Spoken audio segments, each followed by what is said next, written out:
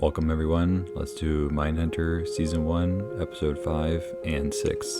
Let's go.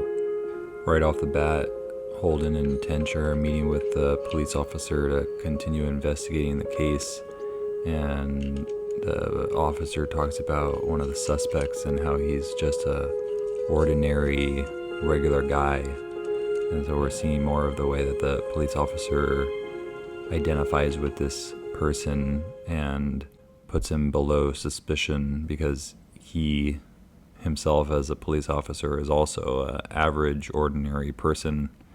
And so they're very much like each other, meaning that this guy couldn't have been the one who committed the crime. The officer not only informs the suspect, before they get there about their presence, but he also makes sure that he accepts one of the donuts that he's offering because he doesn't want to be impolite or be inconsiderate to the man. Just more ways of how this police officer is doing everything very personally and not impersonally like he should be if he's investigating. And this is even starting to bother Tench, as Tench is giving him some dirty looks during the process. It's fascinating watching the difference between how Holden conducts his interview and what the police officer is doing. The officer is making so many mistakes because it's so personal, so close to home, and it's almost like he doesn't want to bother this guy, and that's always going to lead to a bunch of blind spots, whereas Holden is always objective and making sure he is looking at every angle, and nobody can be looked away from. No stone can be unturned. And that's why he makes a great detective. Holden takes Wendy to the airport and he's talking to her about the case that they're looking at, and they keep talking about ideas of the killer and how he's looking to assert dominance over his victim through some of the mutilations and the sexual acts, and it's all focused on power and submission. And meanwhile, we're watching Holden walking with Wendy and kind of being the submissive one to her, and that he's offering to take her to the airport and asking her a bunch of questions and following her around, and she has the power in their relationship for sure, and he follows her all the way to the terminal where she gets on the plane and kind of just leaves him there by himself, and we see Holden in the background kind of just staring at her as she goes on to do her own thing. And it's just interesting to see that power dynamic play out in their relationship while they're talking about power dynamics within the victim situation that they're investigating. Psychopaths are extremely skilled at imitating human emotions. It's how they manipulate other people or how they gain power over their environment. Then immediately after he drops off Wendy, he goes to talk to his girlfriend Debbie at her house, and he actually starts reciting some of the lines that Wendy just told to him about how psychopaths are very skilled at imitating human emotions. And so you see how he's so wrapped up in Wendy's ideas and what she's into, and he's imitating her. And as he's talking about psychopaths imitating human emotions, so it's like, okay, what the hell is going on here?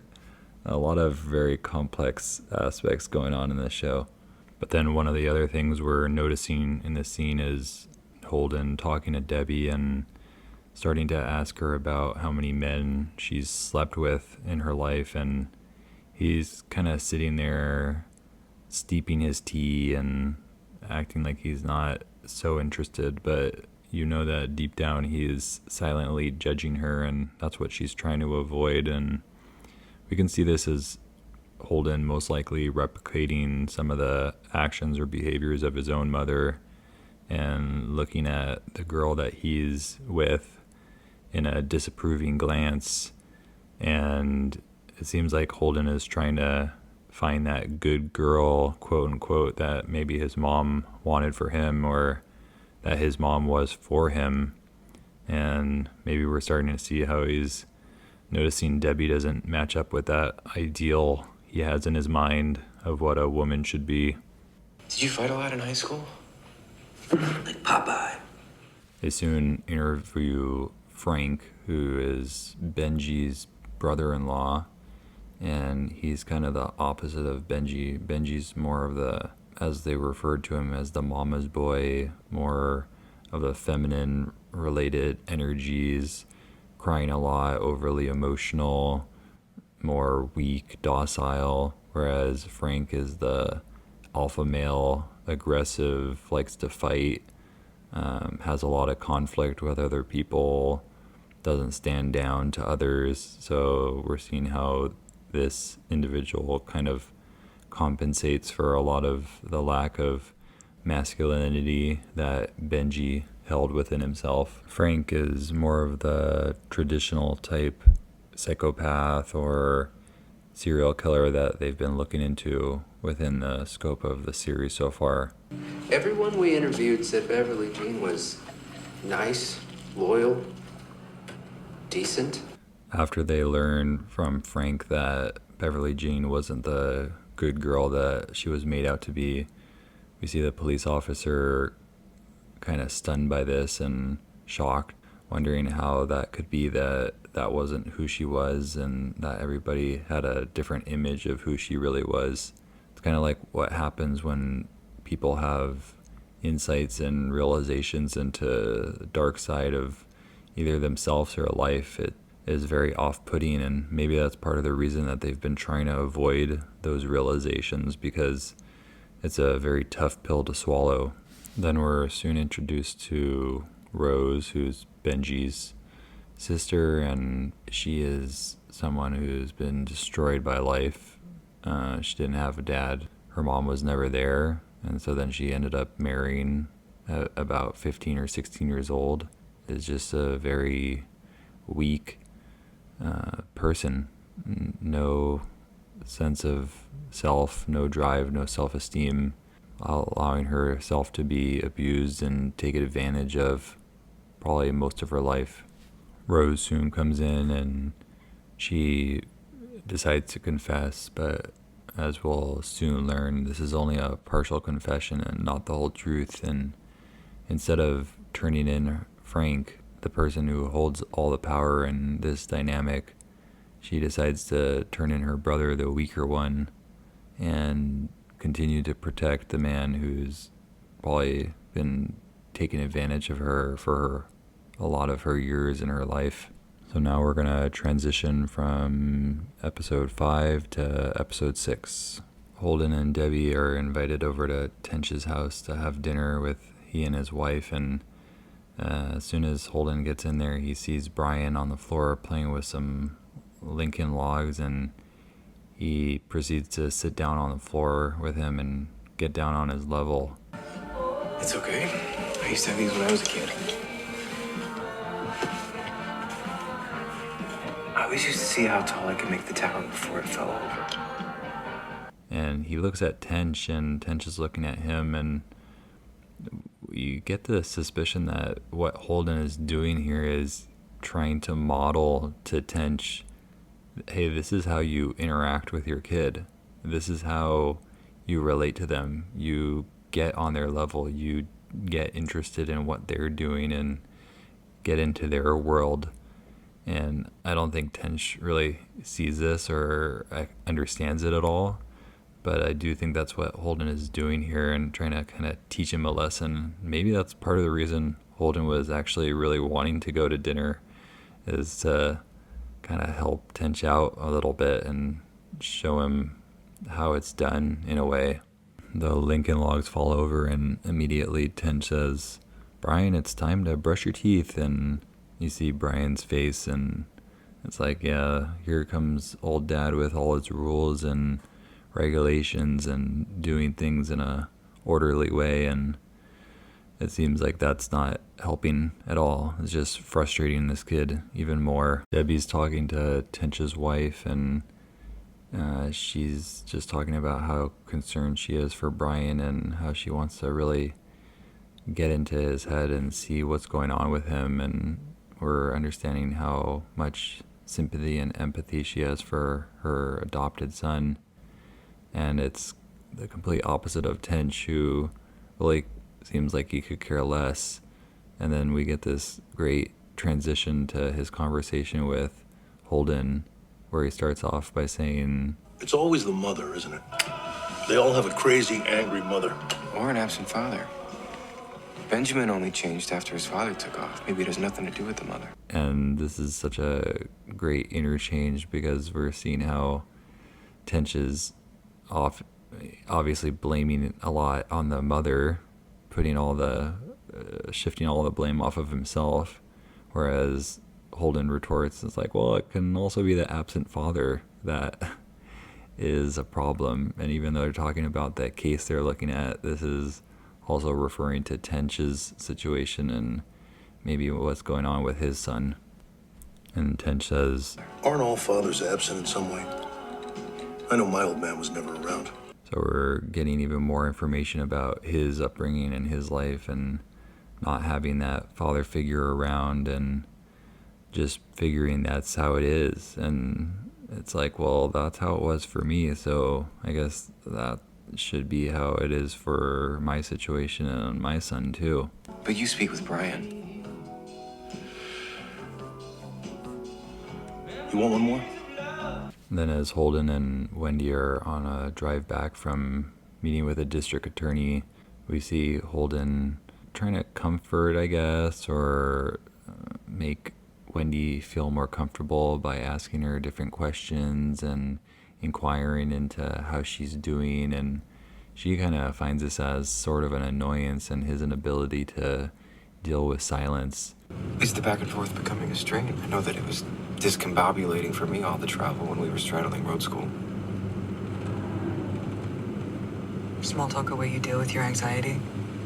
But I think based off of what we've talked about in the previous episodes, it's also Holden's need to please the woman in his life and kind of take care of her, probably how he did with his mother much of his life. And he's just doing the same with this authority figure that he feels slightly intimidated by. But it also doesn't help the situation that Wendy is so clinical and doesn't really have many social skills because she's so caught up in academia. And that's what we're about to see a little bit more about right here.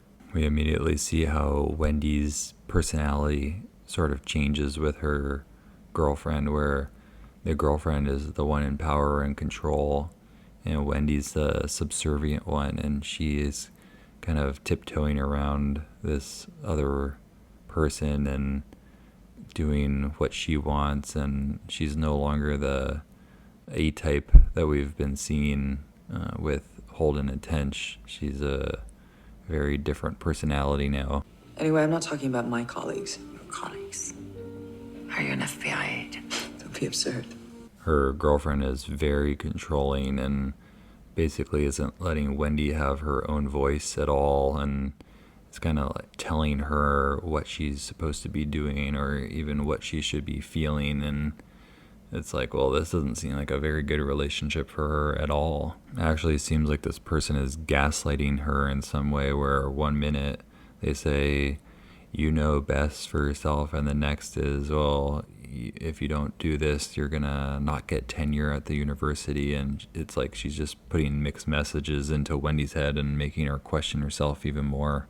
Then she goes out for drinks with her girlfriend and a couple other professor types, and they're just these overly intellectual people who are playing games of linguistics and conversations, and they have no real stake in anything they're saying. It's just a game for them. It's all play.